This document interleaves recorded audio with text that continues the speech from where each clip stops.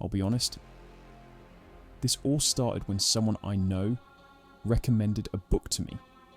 It was called Women Who Run with the Wolves. At first, just hearing that title, I rolled my eyes a little.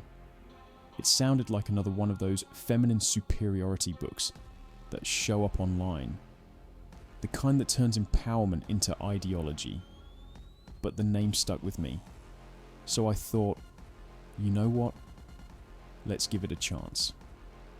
I started reading about it, digging into what the author was actually trying to say. And somewhere in that process, I realized this might be worth decoding. Because behind the poetic language, there's something psychological, something about human nature itself. Most women build the foundations that keep society alive. But once in a while, a few appear who change the direction of history. You've probably heard the idea that women were once wild, free, intuitive, untamed, until the modern world tamed them. That's the story behind Women Who Run with the Wolves, a call for women to reconnect with something ancient and powerful inside them. But here's what most people get wrong. That wildness was never lost. It was never common either. It's rare. Always has been. The wild woman isn't every woman. She's the exception.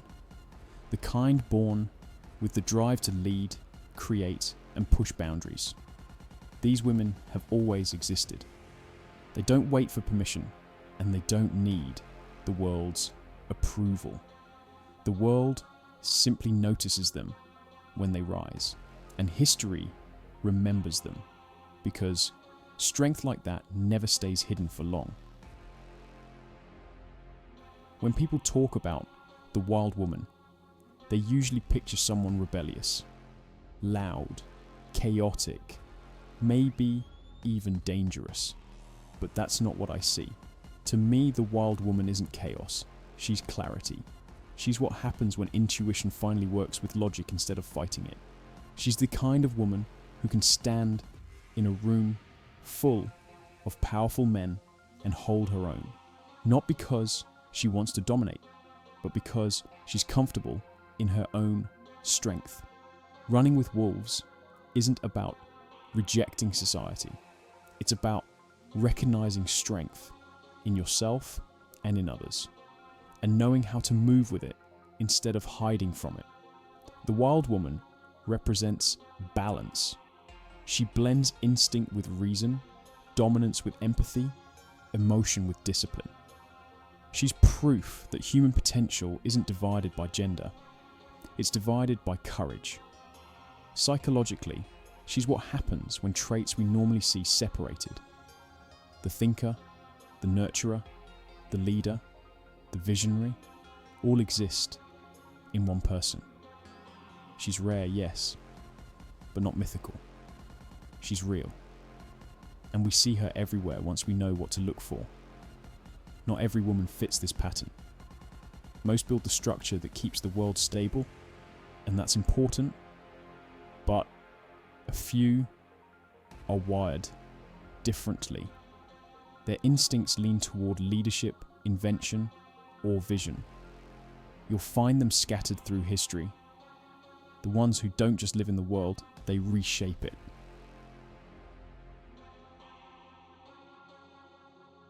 The commander, the queen who builds empires. People often call her too direct or too ambitious. But that's just another way of saying she knows what she's doing. Her instinct isn't to please, it's to protect and organize. When others freeze, she decides. When others drift, she sets direction. Catherine the Great, Margaret Thatcher, Cleopatra. They didn't wait for a seat at the table. They built the table and ran the meeting. Her wildness isn't rebellion.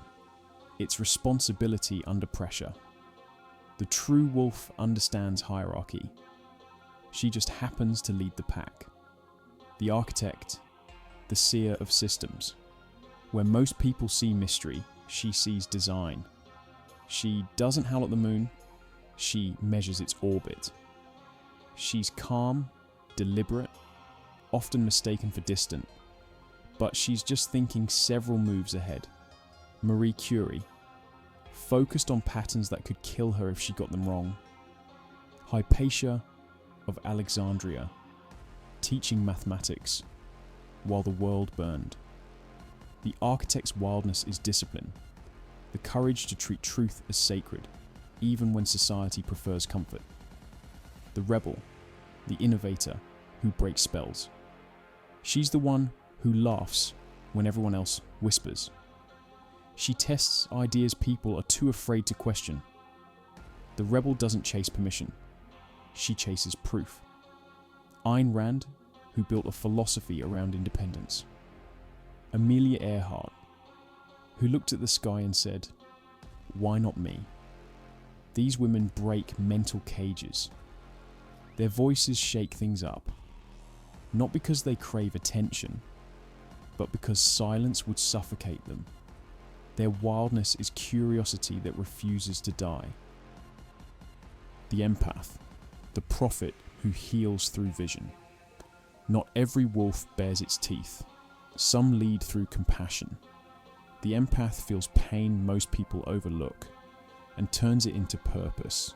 Florence Nightingale, Mother Teresa, women who refuse to let suffering stay invisible. Her wildness isn't loud, it's steady. She doesn't need to roar, her results do it for her. The empath reminds us that strength isn't only in dominance, it's also in endurance. Together, these four archetypes show that the wild woman isn't a single face or attitude. Sometimes she's a ruler, sometimes a scientist, sometimes a visionary, sometimes a healer, but the pattern is the same. She refuses to live small. To be fair, Clarissa Pinkola Estés got a few big things right. She saw how modern life dulls instinct, how people trade aliveness for comfort, but she also got something wrong.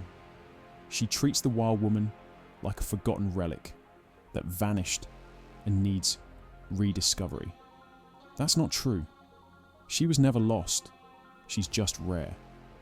And rarity doesn't disappear. It stands out. Every generation produces a few of these women.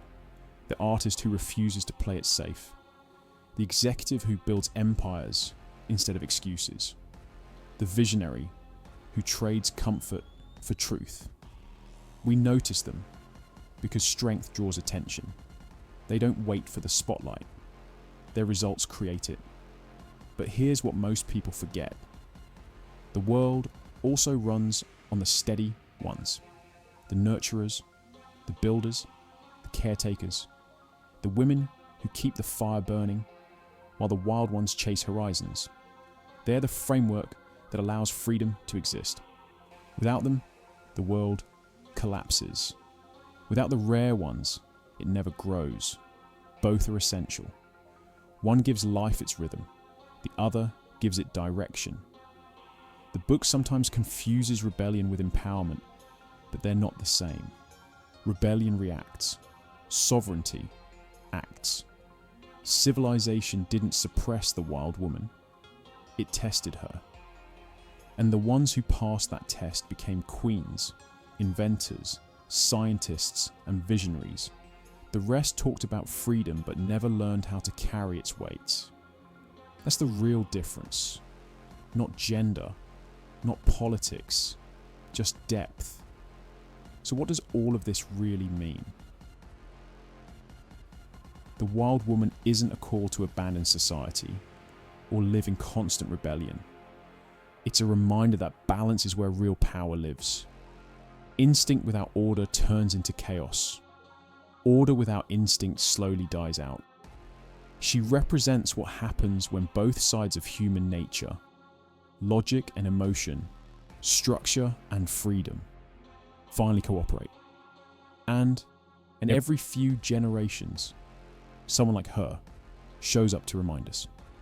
In men, that balance builds empires. In women, it reshapes them from the inside out. It's not that gender doesn't matter. It's that energy explains what gender alone can't. Most men lean toward logic and structure. Most women lean toward empathy and connection. But every once in a while, nature blurs the lines. And that's where the rare ones come from. Those are the women who think like warriors and the men who feel like healers. They're reminders that evolution values both, just in different proportions. The wolves in this story aren't symbols of danger. They're mirrors for courage. To run with them doesn't mean to leave the village behind.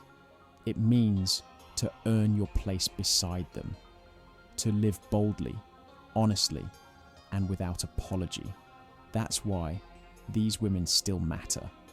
Not because they fought the world, but because they mastered themselves. They proved something timeless. Evolution doesn't reward noise. It rewards competence, the kind that speaks for itself. The wild woman was never missing. She was simply rare. Nature's reminder that strength wears many faces, and some of them smile.